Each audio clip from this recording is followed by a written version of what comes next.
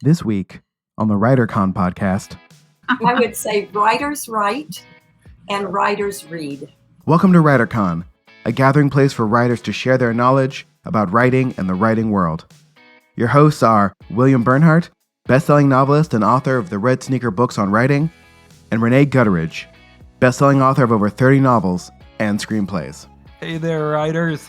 I'm joined today, as usual, by our sound engineer, Jesse Ulrich, and Rene Gutteridge. Rene, we're in the crunch phase of preparing for ReaderCon, but I think you're also working on a movie project, aren't you?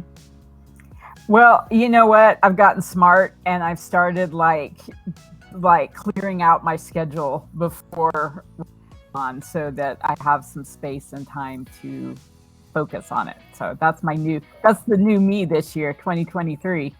That's a smart. I don't think people come to the conference. Okay, now it sounds like I'm bragging a little bit because I am, and they see how smoothly it runs and they think, oh, well, I could do that. And it doesn't turn out as well. I don't think people realize how much preparation goes into, it's like the cliche they used to say about the violinist who's so good he makes it look easy. I think you in particular, Rene, make all that pitching and manuscript review stuff look easy when it's anything but. Let me just say, folks who are listening, Bill works so hard on this year round and makes everything look smooth and easy and works really hard for all of you. So I'm doing my part in the team, but Bill, you're really extraordinary working on this. So thank you for all your hard work. Well, I love this conference, and it seems to me it just gets bigger and better every year. Jesse, I understand you have a new member in your family.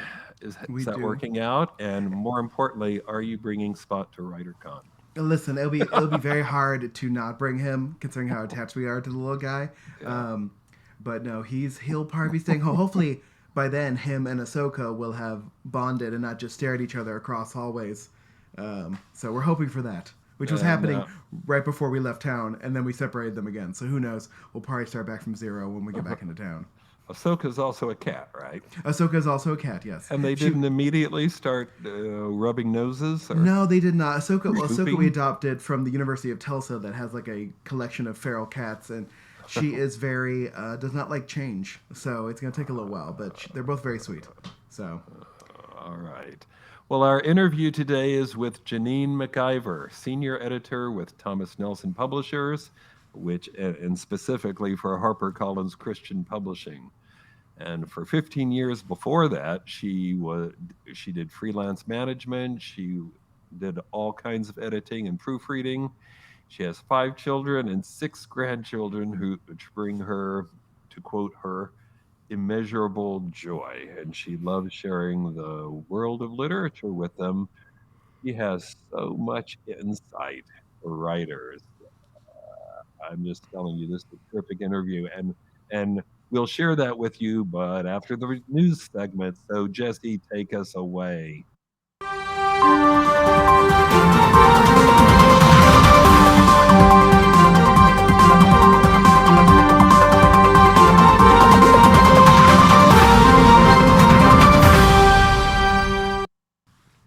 Well, it's official. KKR is in fact buying Simon & Schuster.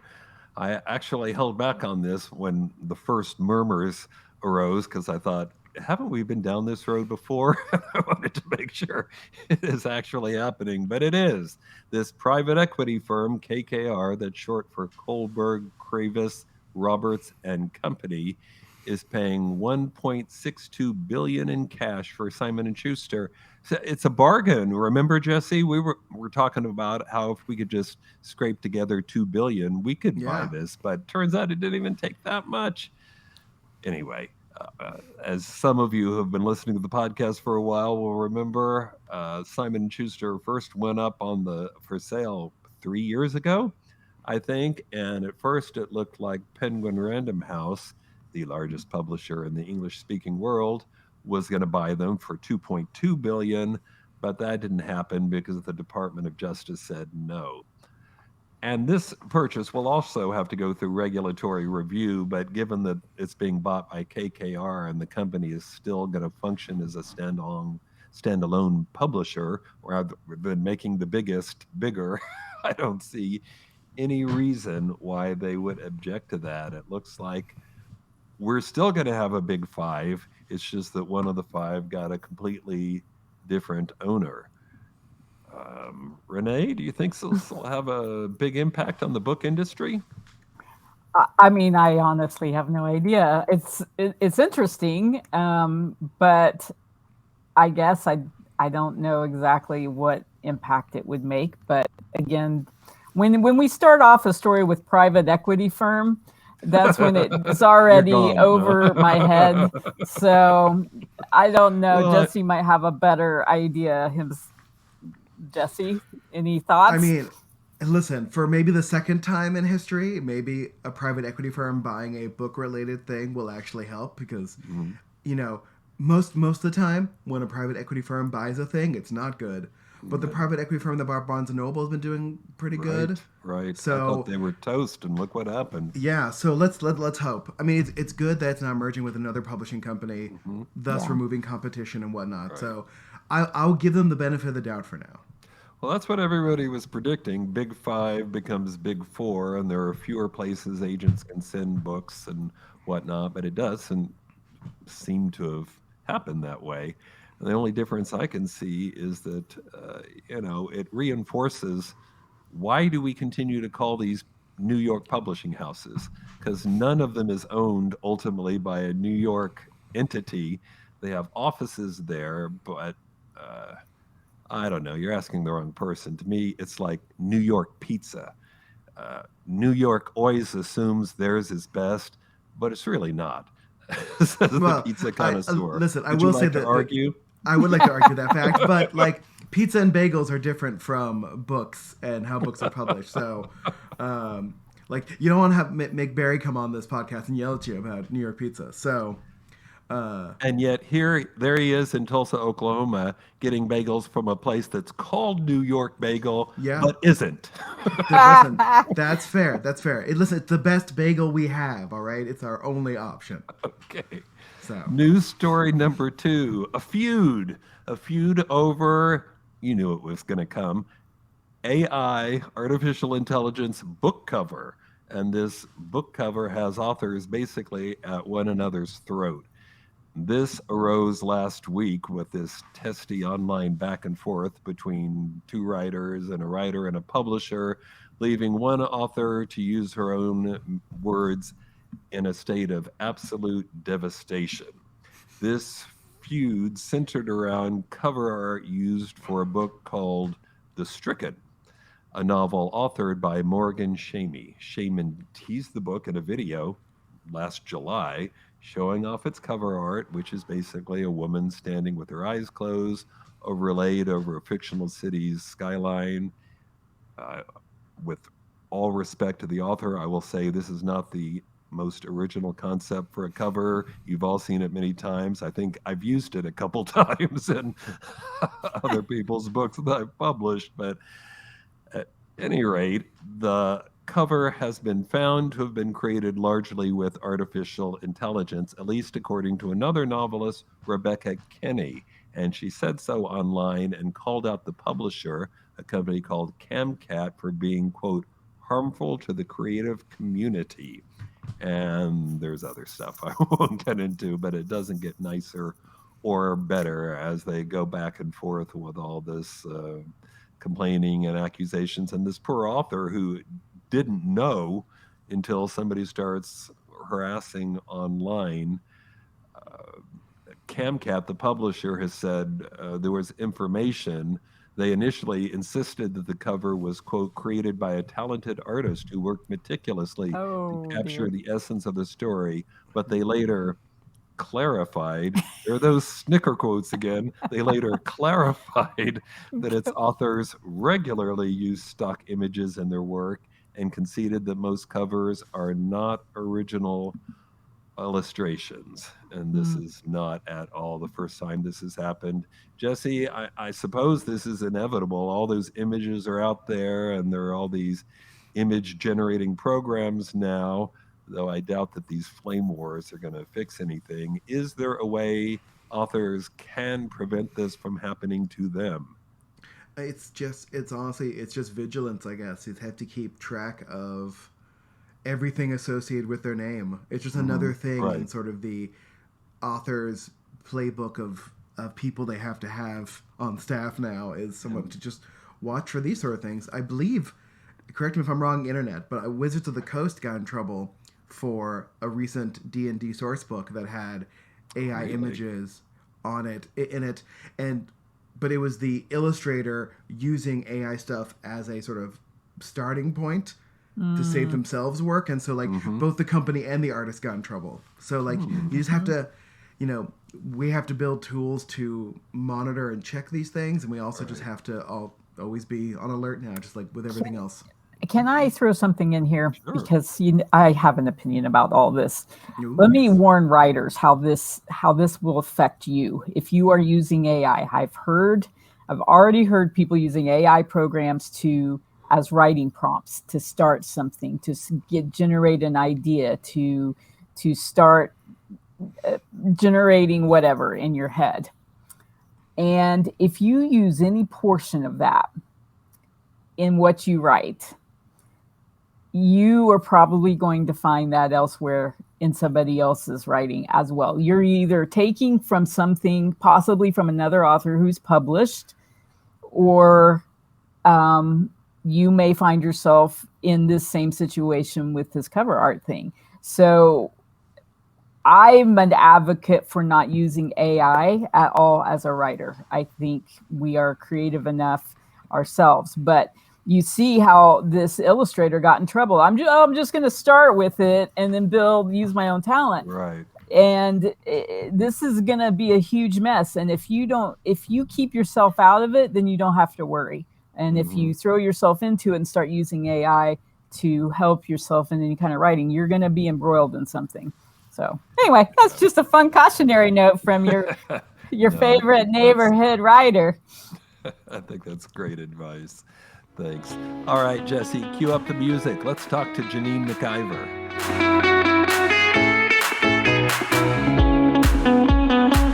Janene, welcome to the podcast. Thank you so much. Okay, traditional first question. If you could offer writers one piece of advice, what would it be? It might be a two-pronged piece of advice. That's cheating. No, that's fine. Go ahead. I would say writers write and writers read. Pretty dead on, and you can't do it if you're not doing both, Absolutely. Regularly, right? Absolutely. Thank you again for being on this podcast. It's been a while since we had an editor from a major publishing house on the show. How do you describe your work? What do you do? Well, on any two given projects, my job might be different. But if I take a book from bringing it into the team, pitching it to our ed board, we get a book contract signed. Then the next step, I work with the author. I wait for the manuscript is what I do next. But when the manuscripts come in, then it goes through a substantive or a developmental edit, depending on what shape it's in. And if it's in great shape, that might not take a month. If it's not so great shape, we might even hire a writer for the author. So there's no two books that are exactly alike in the editorial process. But let's say this book, you send a book and you're a rock star author, so it takes about a month to go through the developmental and the substantive to where we're both happy with it. And then that would be passed off to a copy editor. And our team hires mostly freelance. We do have a professional copy editor as part of our team. So sometimes if she has the bandwidth, it will stay in-house for the copy edit. Then from the copy edit, we style it for typesetting. The typesetter produces pages. First pass, first pages, depending on what lingo is being used. Those pages go to 2 or 3 proofers. We hire out of house freelance. We work through vendors. it's changed somewhat. I've been in-house for 13 years now. And when I first came in-house, the in-house editor, hired directly the freelancers. So we had a lot of relationships. Since then, because of some legal issues, we've moved to hiring only through vendors. So we have 5 vendors. I have an editorial coordinator who reports to me. She's a rock star in all the technology and organizing. If she would only come to my home and file my things for me, I would be happy. But I don't think I could afford her. But she reaches out to the vendors, hires all of our freelancers, so that there's no legal confusion as to that these freelancers should be being paid as full-time workers and have all the benefits. So it just keeps getting more and more complicated, but that's the world we live in. Well, let me follow up on something you said, if I may, because you seem to indicate that you're actually acquiring some books that still need a lot of work. And I would have thought a big house like yours, that's just never going to happen, but not true? Not true, due to the fact that platform has been king for the last few years. And so, tell me what that means. Well, that the social media, it's huge numbers, and we're talking not 5,000, we're talking 50,000 and up, and really looking for those in the 6-figure. Also, speaking engagements, what our marketing department and sales department need to have some assurance that they're going to be able to sell this book, sell enough copies that they can recoup. And we're also not talking 5,000 copies. We're looking for sales of 30,000 plus to be able to break even. So that's something that I often, when I'm talking to prospective authors or someone who would like to, move to the book proposal and have us take a look, often they have 1,000 followers, and that's great. Mm-hmm. That is a lot of people, but not enough to go with the.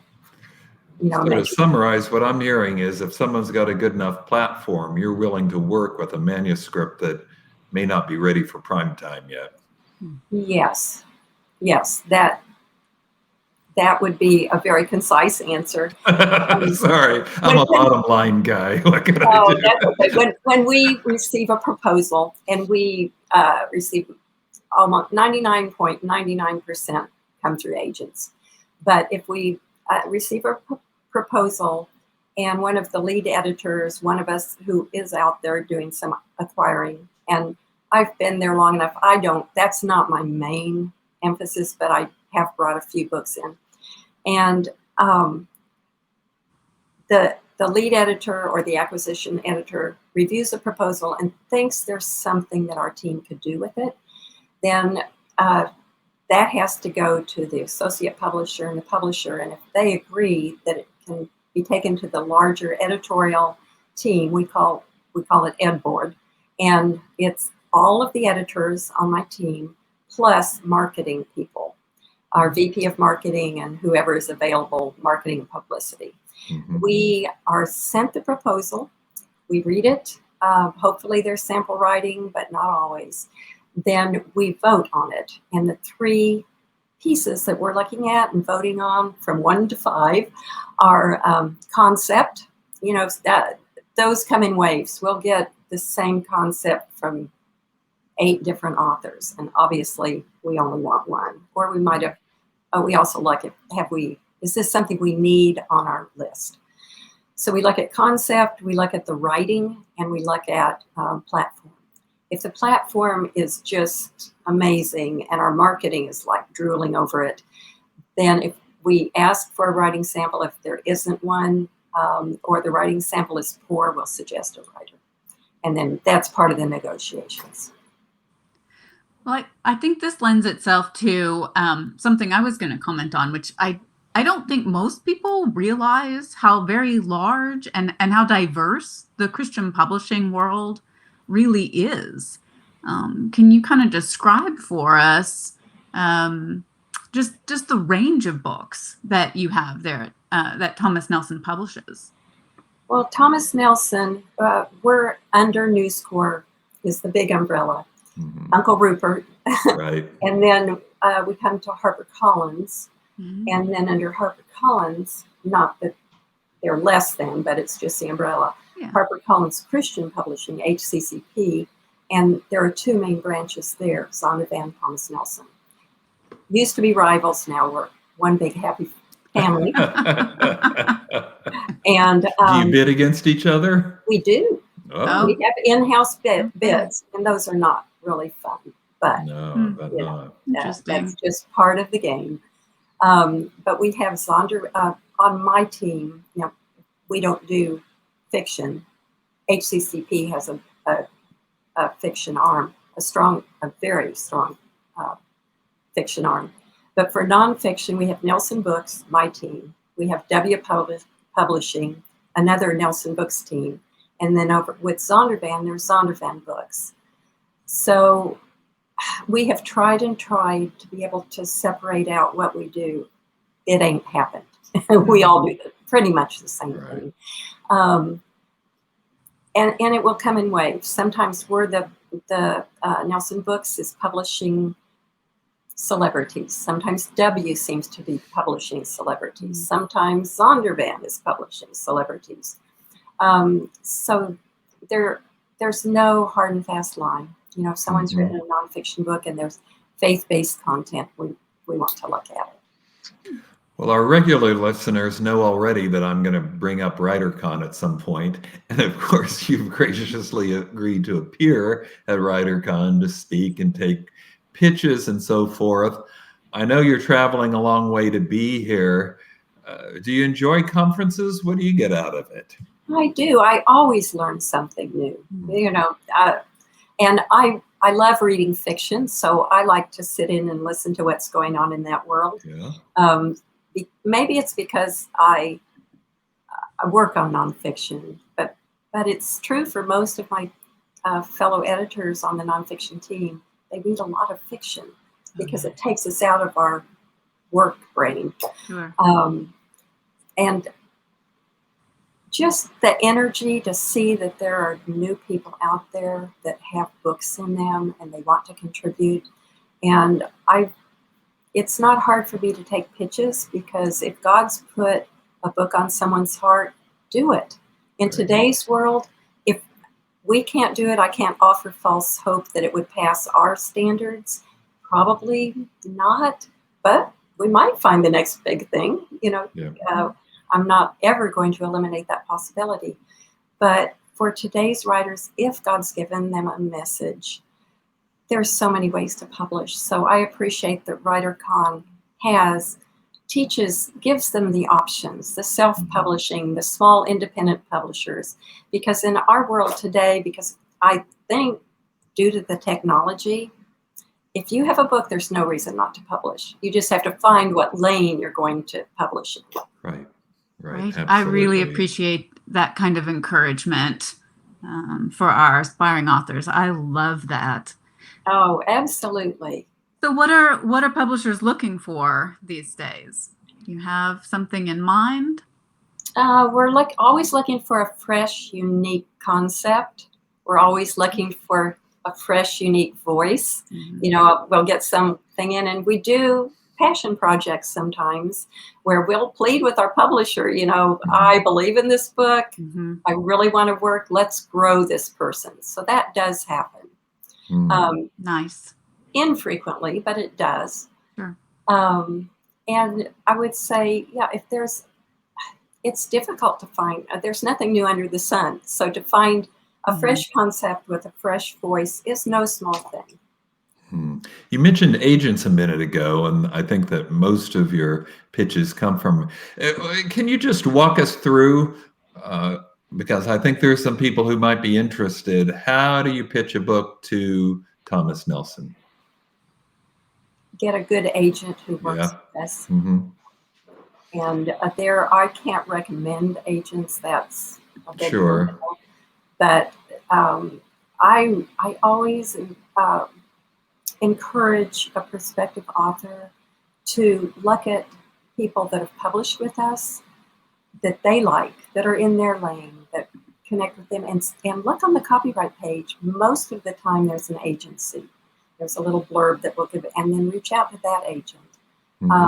There's also lists of Christian agents you can go to, and if someone will do the legwork, they can, find a list of what authors does this agent work with. Does that sound like I would be a good fit for them? Because that is another big jump. Agents are very busy, and a lot of the good agents aren't taking new people. So. Right.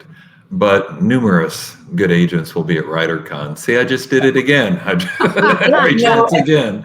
But you're right. I know some of the agents that you have, and absolutely some of those we work with. So. Well, maybe we can seat the two of you together, and the agents can just point to you, or you can point to them. That's the way it would work, right?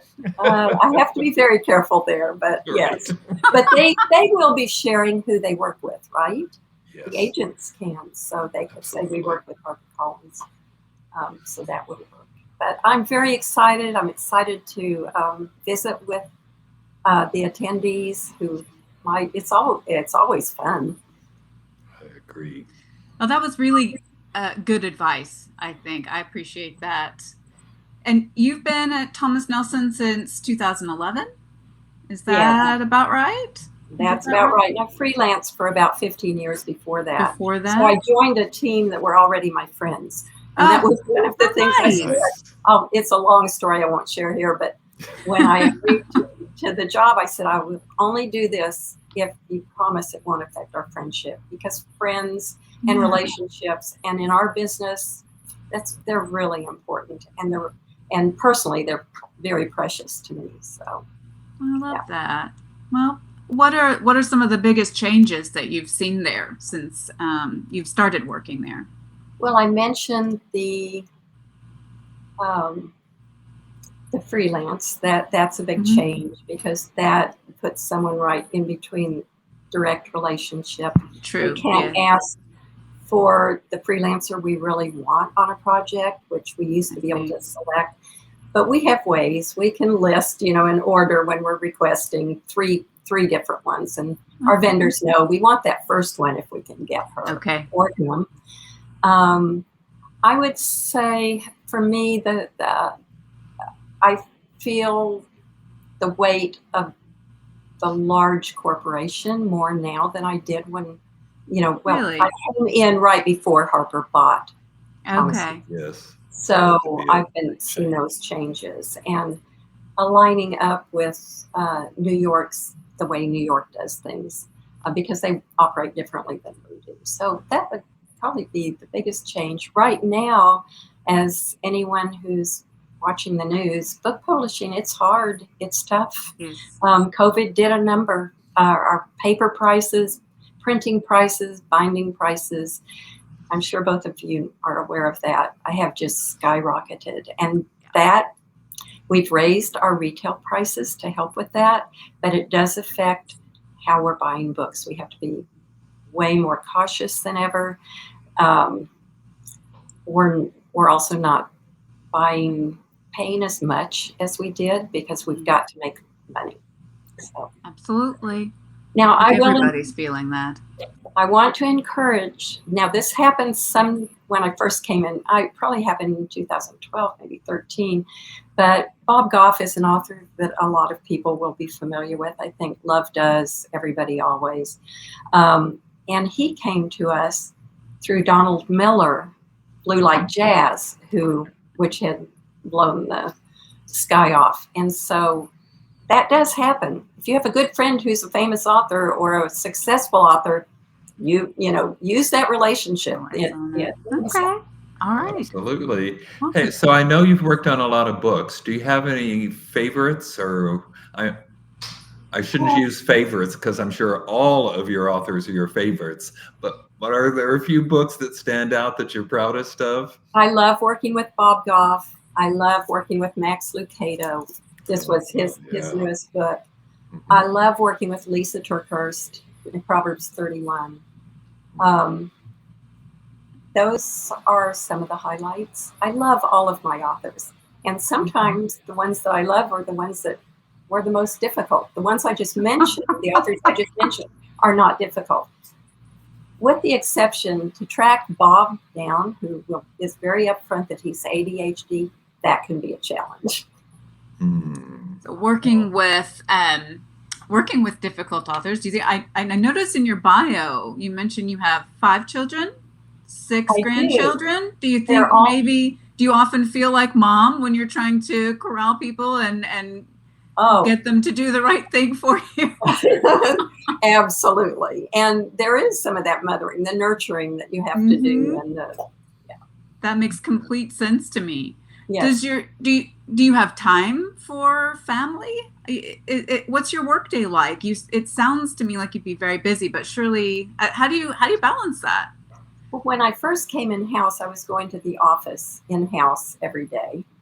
And so those were my boundaries. I was homeschooling. I homeschooled all my children as well. That's why I freelanced for 15 years. But when I was a little bit more freed up, I was able to come in-house. I actually it dovetailed with the birth of my first grandson. So that was their pitch to me. I was living in Oklahoma City, and I was there for the birth of Rains Wilder. And an editor left, and they said, could you come? And my team asked me to come and fill in and just cover. I said, sure. And then they said, well, throw your hat in the ring, no promises, but you seem to be enjoying this. We love you. Let's see what might happen. And long story short, they hired me. Wow. So I had finished, my youngest was in college at the time, so I was able to do that. Now I have 8 grandchildren. So I have to work up to 8. Nice. 8. But I'm fully remote, and that's for COVID. That did a good thing for me because I have so much flexibility. I can travel. I can work up in Marquette, Michigan, or in Oklahoma City. Okay, so you've been in this business a long time. You were freelancing for like 15 years. You've been in the corporate world for 12 or so. You got any survival tips for writers who might also like to have a long and storied career as you have? Well, as a Christian, I say pray, be on your knees, pray a lot. And I don't mean that tritely. I really mean that. Especially depending on, I think my God is a creative God. So your writers and authors are right there in his lane. And because of that, if you're writing some of the material that my team deals with, there can be some opposition, and we have to encourage our authors to press through, keep going, keep writing. And I would say for fiction, whatever, I think you're moving in God's creativity. So I really do think prayer is huge. And I do think I'm not a very organized person. I tend to work more whenever the Spirit moves me, whenever the creativity comes. So I would say everyone needs to find their own rhythm, but to absolutely, if you have a family and are blessed with that, don't sacrifice that. That has to be put priority, and then the other will follow. I love my children are proud of what I do, and that means more to me than anything. That's possibly fantastic. more than my paycheck, but I'm not sure. Very nice. That was tough beautiful. competition. Yeah, lovely answer. Janene, thank you so much for being on the podcast. Really a joy to have you here. Thank you for the invitation, Bill. And I love meeting you, Lara, and I'll see you. I look forward to meeting in person. Yes. We're just a few weeks away. Yeah. Well. Now, do you see what I did? I got ReaderCon. We just can't say it enough. Yes. It's going to be such a party. No, I'm really looking forward to it. Great. We'll see you then. Thank you. Okay. Bye-bye. Okay, I know I've talked about ReaderCon a lot. So let me also mention for those of you who may be within range of Oklahoma City that on September 4th, Monday, which is the actual Labor Day, we're holding ReaderCon. And ReaderCon is completely free and open to the public. You'll have a chance to hear many authors talk about their work and autograph books. including our headliners, Lisa Gardner and Tosca, plus so much fun stuff. In addition to all the author panels and autographing and book sales, we're going to have a book-themed costume contest. You can come as your favorite Harry Potter. Jesse, I'm not even going to guess. What's your go-to cosplay costume? Oh, God. I mean, Sherlock Holmes is kind of the easiest. Yeah, I got that one. And all and the I ones can do like, the fourth Doctor, but what's There your you go. favorite? Oh man, that one's hard. Like literary cosplay. Yeah. That one's gonna take me a moment because All right, think on it. yeah, There'll be a think on costume contest. There'll be a mystery to solve, puzzles, a spelling bee, Jeopardy. Did I mention food trucks? I think I said that last time, but I'm really excited about the food trucks and rescue animals. Spot. You could come home with a friend for Spot, Jesse. I'm just I saying. could. Yeah. There's so That's all we many need. chances, to buy books, get them autographed, and meet some of your favorite authors. And did I say this? It's free. So come join us for ReaderCon. If you want more information about this, go to our website, which is writercon.com. Then click on the button at the top that says ReaderCon. The website is writercon.com, WRITERCON.com. All right. Until next time, keep writing, and remember, you cannot fail if you refuse to quit. See you next time.